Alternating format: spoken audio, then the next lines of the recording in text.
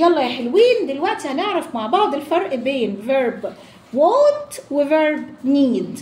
الفرق بين want و need هقولها لك في مثال سهل قوي. هي كلمة want معناها يريد، بتيجي مع الحاجات اللي انت تقدر تستغنى عنها، نفسك فيها بس تقدر ايه؟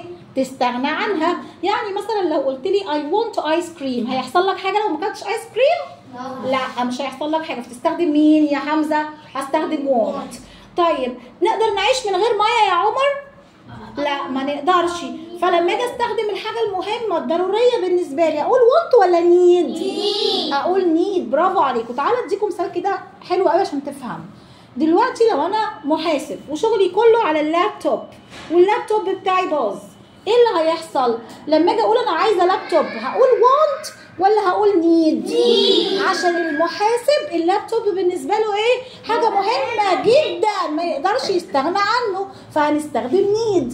طب لو انا بقى كده عاديه خالص واللابتوب ده بتفرج فيه على فيلم بس، هل اللابتوب لما اجي عاوز اقول انا عايزه لابتوب هقول want ولا هقول need؟ هقول want. يبقى يلا نعرف من كده ايه؟ الحاجه المهمه الضروريه قوي هستخدم need. الحاجه اللي انا نفسي فيها بس مش هيحصل لي حاجه لو ما خدتهاش هستخدم want. very good.